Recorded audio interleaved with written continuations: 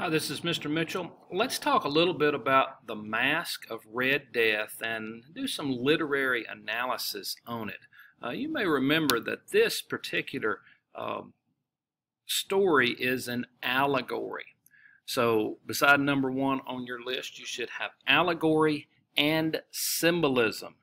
The allegory in this case is about life and our powerlessness against death.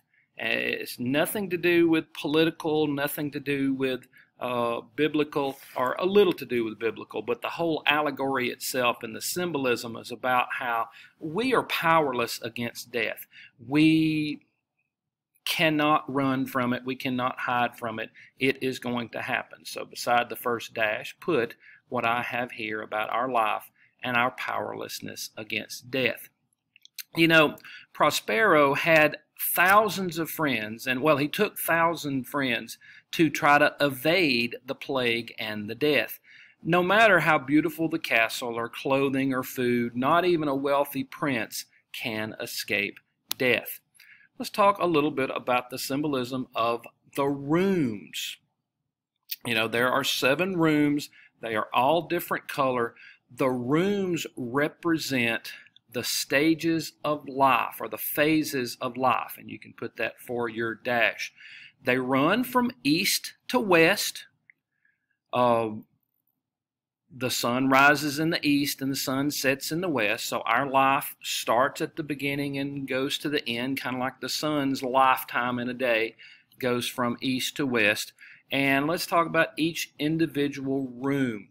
The first room, of course, was the blue room. You can see on the slide, the blue room represents birth. The purple room, which is a combination of blue and red, suggests the beginnings of growth. Then you have the green room, which suggests the spring of life, the youth age of life. Number 4, the orange is next, the summer and autumn of life, so middle age and farther. The 5th room is white. It suggests old age, as if gray hair or white hair. Number 6, the 6th room, is a violet room, which is a shadowy color. It's closer to darkness and death, closer to black than some of these other colors are, and black obviously is death. Notice they don't have a red room, even though they have the red death, which is the premise of the story. So they kind of avoided the red room, plus it also allowed the black room to have these red windows. Let's skip to the next one. Your next dash after the colors is the red death walks the course of life. So the red death goes from one room to the next. Just like Prospero, he ended up walking the course of life also. Now Prospero, of course, follows when he chases the red death. He doesn't realize it's the red death at first, or there's a stranger at first, but when he does, he says, "How dare!" runs from the blue room all the way to the black room, where, of course, he lifts the dagger. The red death turns around and looks at him, and he dies. Talk about the clock. The clock represents that the clock that presided over that room represents the passing of time, and that all will die. So when people hear the clock, they are in essence thinking about their future death. And it happens to everybody there, and it happens to everybody here. And when we think about our future death, many times we can't really fathom that. We don't really think positive things about it. And that's kind of what the effect the clock has. Everybody stops and reflects when the clock chimes. The masquerade, now this is the ball, where this is the dance where people had the mask on. You know, I think the fact that people are masked is important in this symbolism. It's as if they're hiding from death. So the masquerade, or the masked ball, is symbolizes a vain attempt to evade death. And of course, it's not going to work. Let's talk about Prospero. This should be number 2 on our list. You've already filled in a lot of things that have dashes beside it. And of course, you have a couple of dashes by Prospero. Prospero is selfish with his wealth. You know, he has the means to get money to distribute things. He is the king's son.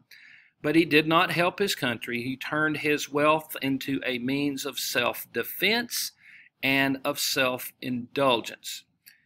But there's something else that may be going on here.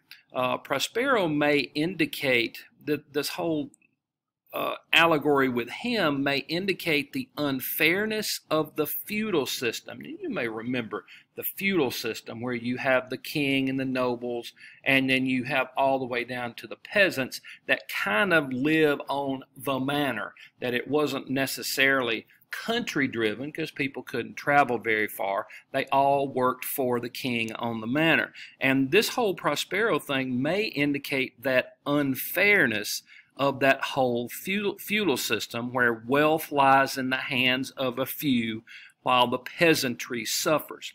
So this use of the feudal imagery is kind of historical accurate, because when the bubonic plague was devastating Europe in the 14th century, the feudal system is what was happening in the 14th century. You had peasants, knights, nobles, and kings.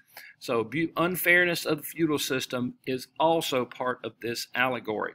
Let's talk a little bit about the Shakespearean connections. This is under other references. You may remember Shakespeare was famous writer, and even though Edgar Allan Poe, who wrote The Masque of Red Death, wrote a long time ago in the 1800s, Shakespeare wrote like around 1600 and the late 1500s. So he had to read up to be able to be familiar with Shakespeare, but it sounds like he was. The name Prospero is actually a character in a Shakespearean play called The Tempest. And a character in that play actually mentions a red plague. So I do think there is a Shakespearean connection there because of The Tempest, because of the Prospero mention and the red plague mention.